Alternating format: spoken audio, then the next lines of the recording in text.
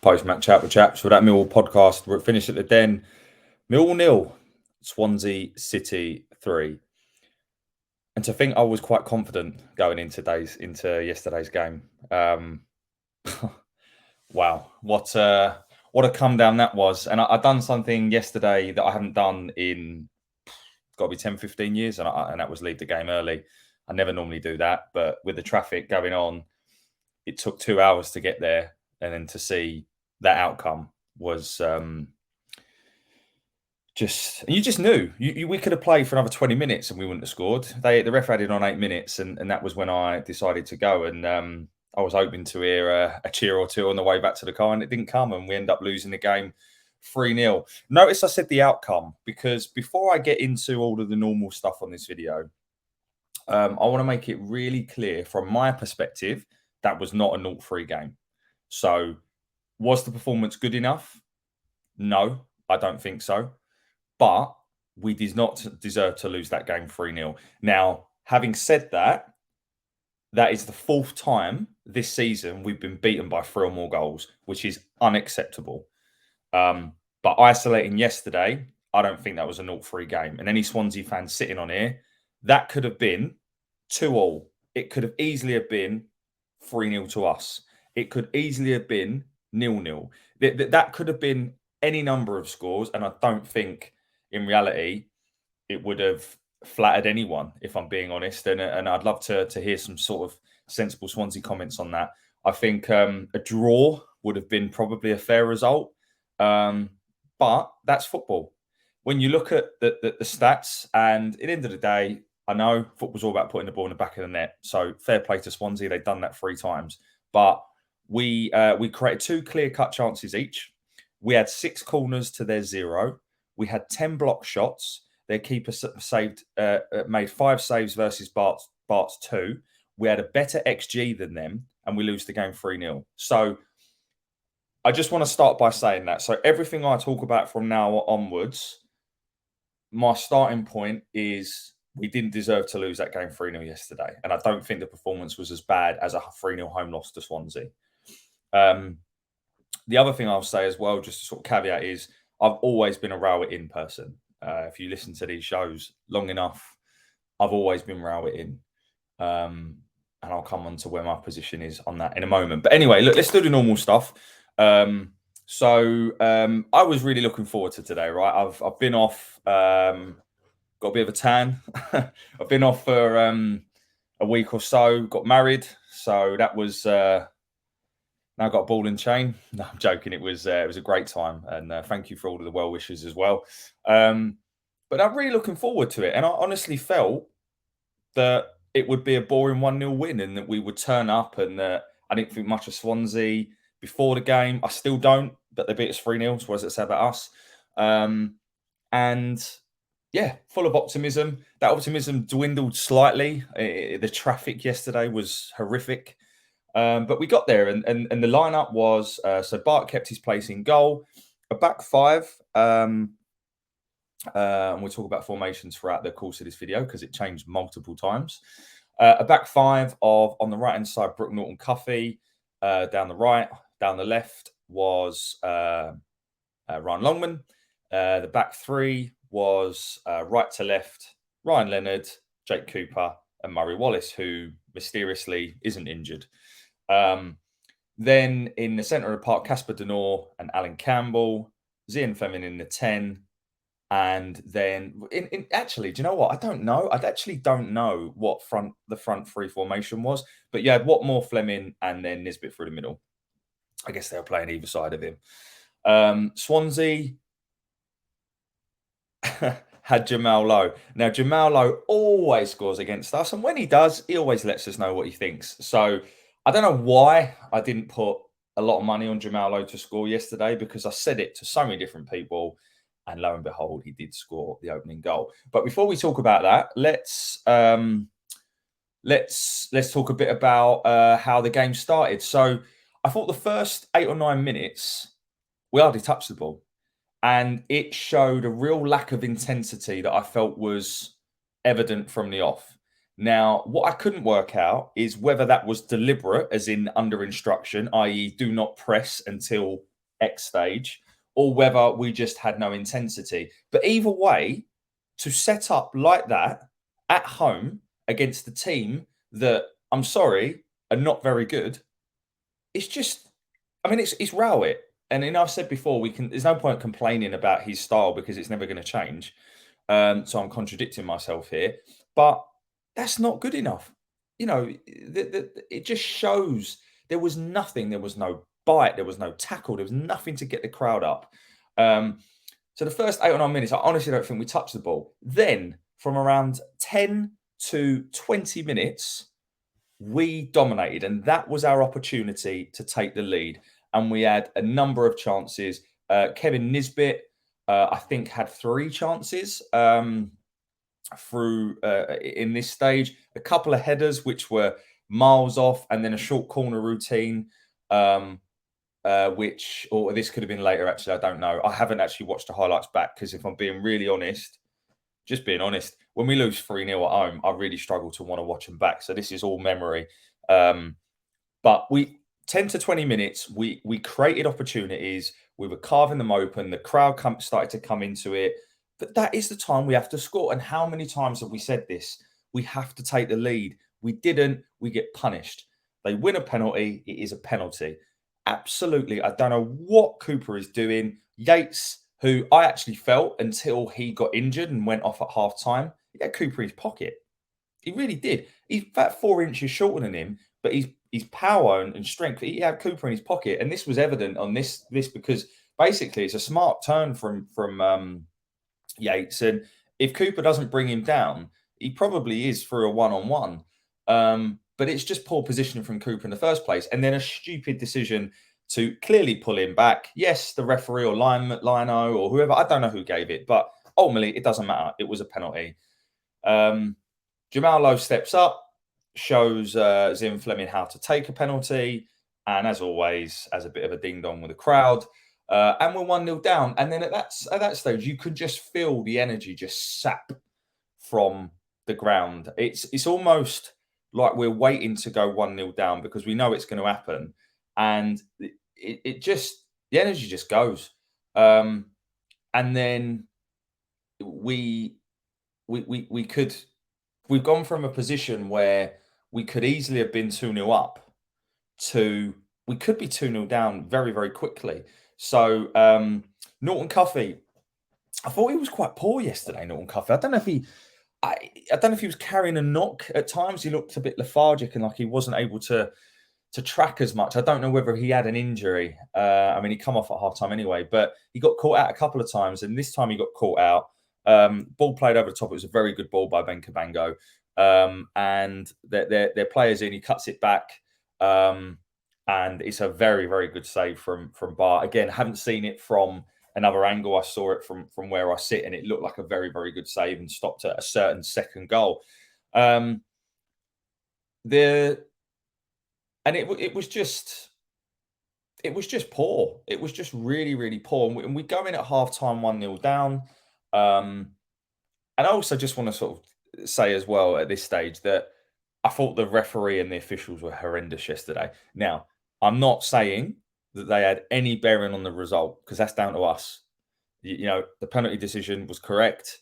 But I just felt he was poor. He was losing control of the game. He was a lot of 50-50s. I felt he gave their way. But at the end of the day, it doesn't matter. And we go in 1-0 down. And you still felt though at 1-0 down at half time, as poor as it had been, that we could come back and win it because I honestly didn't think much of Swansea. I thought they were a really poor side. And he does. He makes a change, Rowett, which was positive. And he brings off Longman. I don't know whether he was carrying a knock or whatever. I don't think he did much wrong, and there were certainly worse performances in that first half than him. But he comes off. Norton Cuffy, I felt, was carrying a knock, and he brings on Romain Esse, which again is a positive change. And then you would hope for him to bring on Imaku. He brings on Joe Bryan, who actually thought had a very good second half. But he makes those two changes. And I don't know if it was at this stage. I don't think it was. But he reverts us to a 4-3-3. He might have even done that in the first half. But we go to a 4-3-3. And Rowett made multiple formation changes throughout the game. And also just want to give credit to Ryan Leonard again. By the 50th minute, Leonard was playing in his third position because he went to right back when the changes were made. So he played in a right back right centre back of a 3. He played right back in a 2, and he played centre back in a 2, all within 50 minutes. And probably was one of, if not our best player again yesterday. He's if he stays fit, I've said it before, he's our player of the season already. He's been a shining light in a team that have served up very dross performances. But the second half, as weird as it is to say, because we lost the second half 2-0, it's one-way traffic. The amount of chances that we created was chances and openings, I would say. But it doesn't matter because we can't take them. There were so many opportunities where there was one, their keepers made a couple of good saves. So we should have scored quite early in the second half. It's some good play with Joe Bryan overlapping down the left-hand side. It's a great ball back across the box. Nisbet would have had a tap in. The keeper does very, very well to push it out of harm's way. We had some kind of long chances from Fleming taking wild shots. I'll come on to him in a moment. And there was also the Nisbet chance where the keeper comes out and somehow saves it. Watmore had another chance. There were many chances today for us, and we still couldn't score. And as I said, that's why I felt okay leaving early, because I knew it didn't matter. There was no way we were going to score.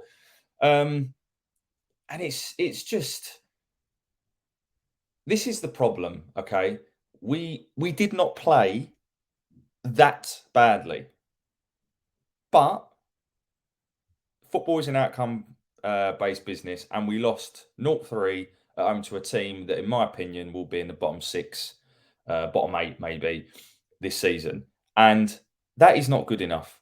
We've lost four games by 3 or more goals, 3 of them at home. It's not good enough. And Rowett said himself in his post match that the players and probably quite rightly, although he doesn't ever take real responsibility, but he did allude to some poor individual errors, which they were. I haven't spoken about Swansea's second or third goal, but Swansea's second goal is Bart's fault. There's no denying it. It's a terrible mistake, and it's a stage where, even at that stage, I felt we could still turn the needle and go on to even win the game, and that kind of killed all hope. The third goal, I haven't seen it back. Seemed like a decent goal. But again, those things are going to happen when you're loading bodies forward, trying to get back into the game. So not going to read too much into that. But Rowett said in his post-match interview that there was a lot of individual performances that haven't been consistent enough, individual errors. And I agree. I agree with everything he said. But ultimately, whose job is it to do that?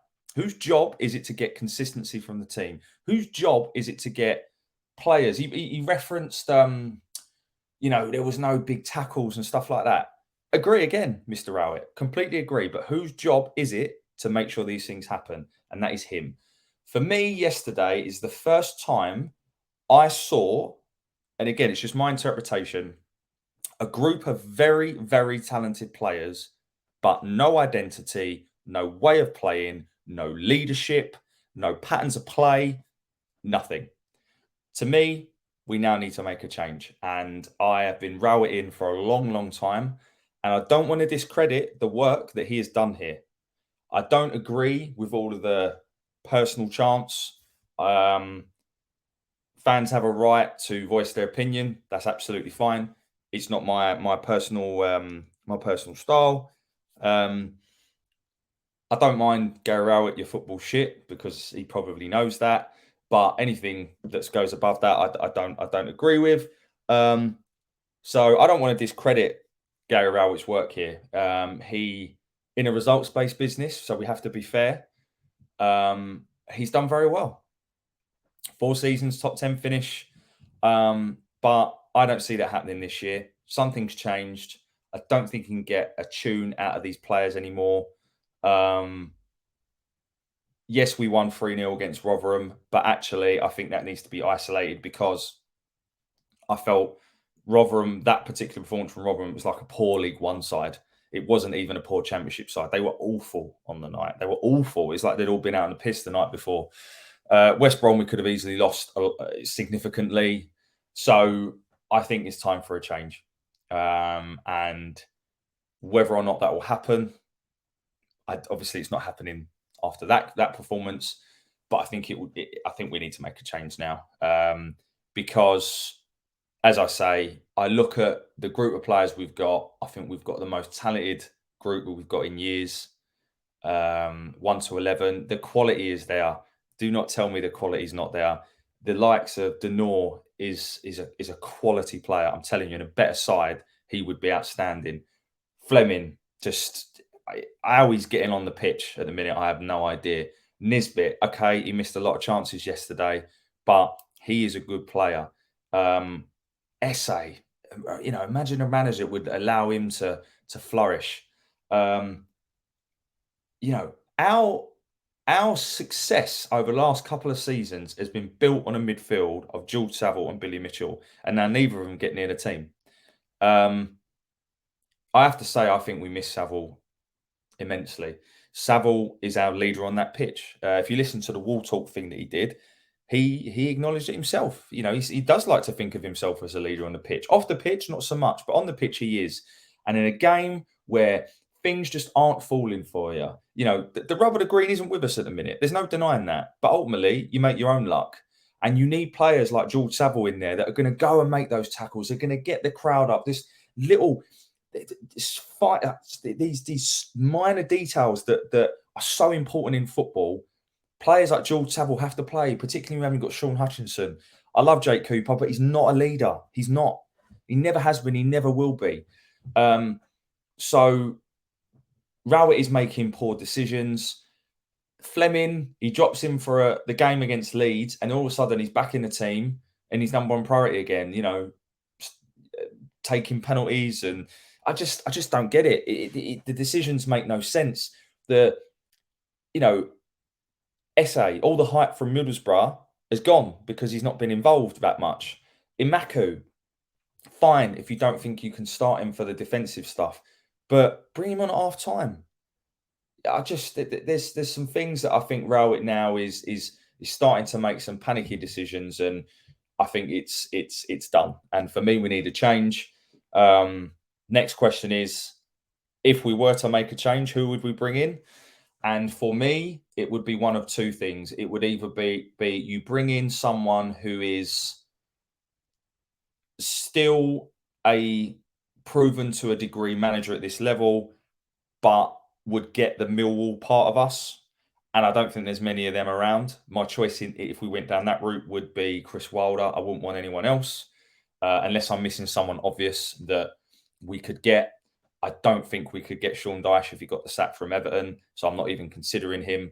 But Chris Wilder, I think, would get us, and I think he would certainly make the Den more of a Den of old. Yes, he had a bit of a rocky spell at Middlesbrough, granted. Watford is a bit of a poison chalice, so I'm not going to judge him on that. But maybe that gives him the hunger to get back into football. But there's talk of him now going back to Sheffield United if Heckenbottom goes, so that we may miss the boat there. Or we go lower league and we look at someone who's done a good job in League One, League Two.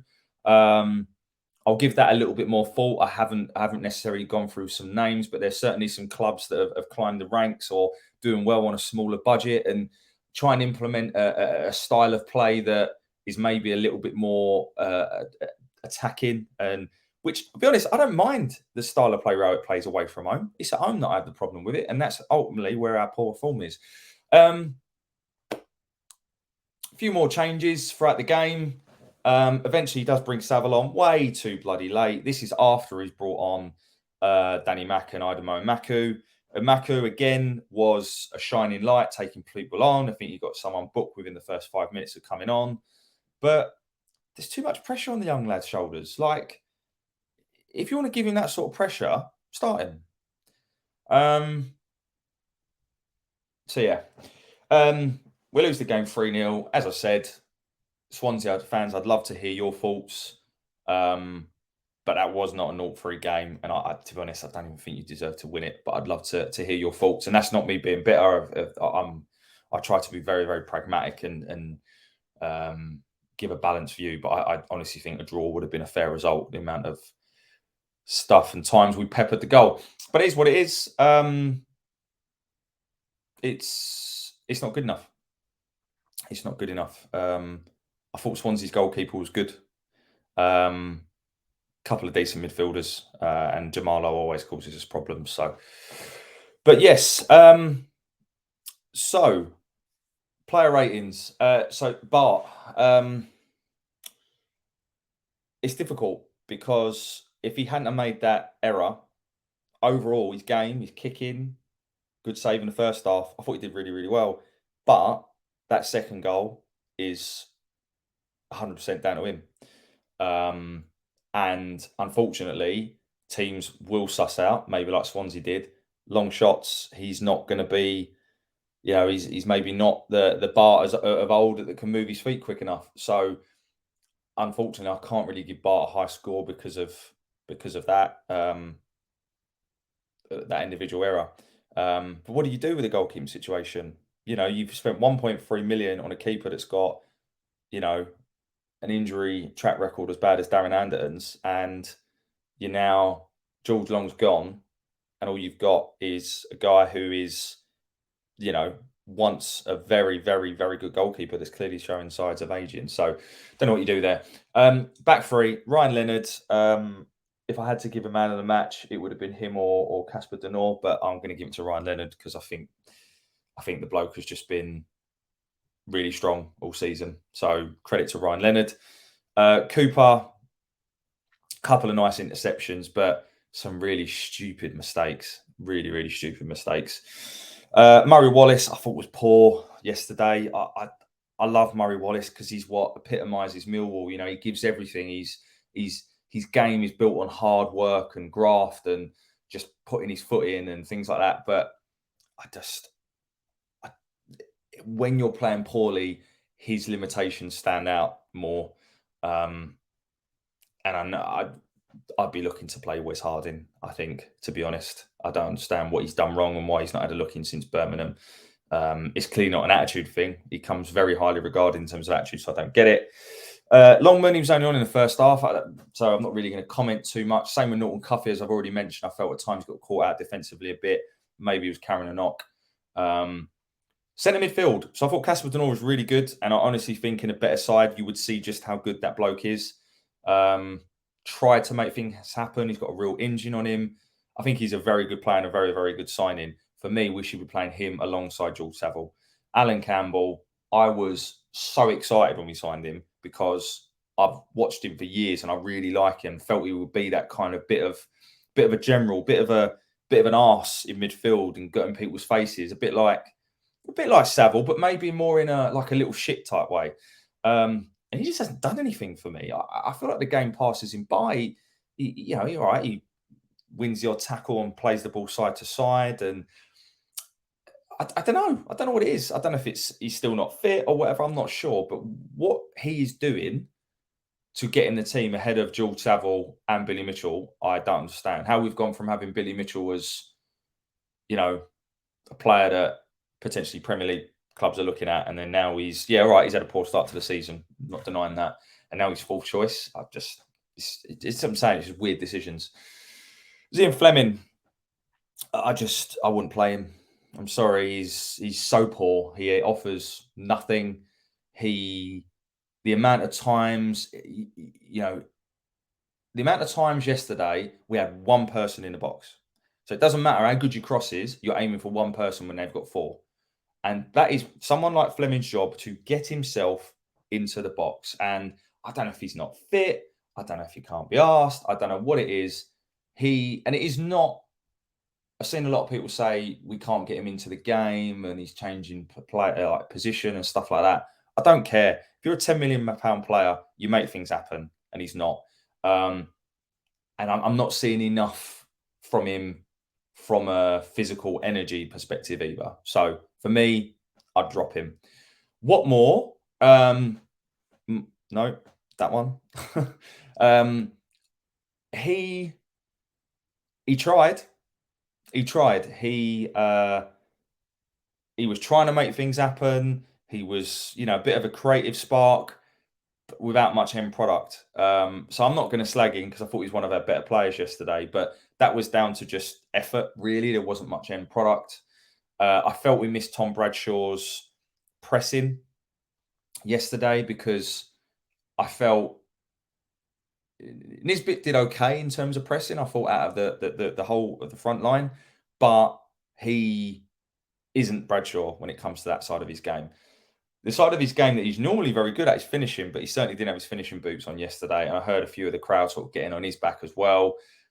I am. I'm not 100% sold, but I think he is a good player, and I think that his frustrations are evident. You could see at half time. He'll know he missed a number of chances yesterday. He'll probably also be thinking, "What am I doing here?"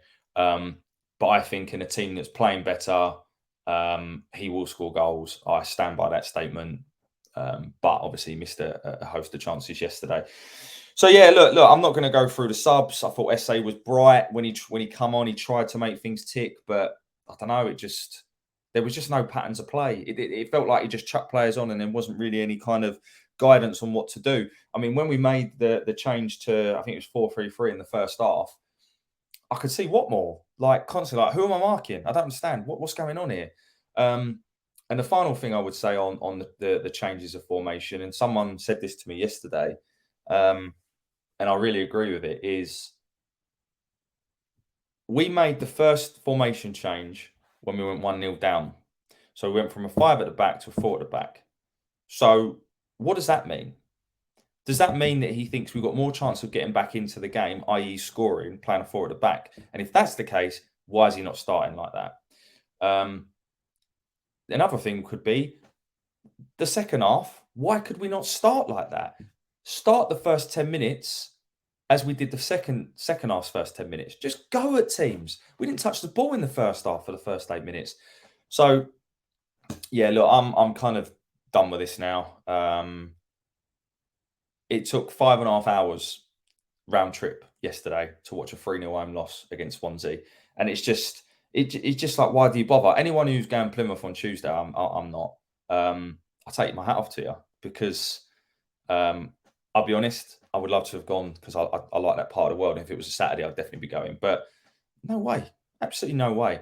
And again, I think I don't really know what I want to happen on Tuesday because if we somehow, I certainly don't want to draw. Let's put it that way.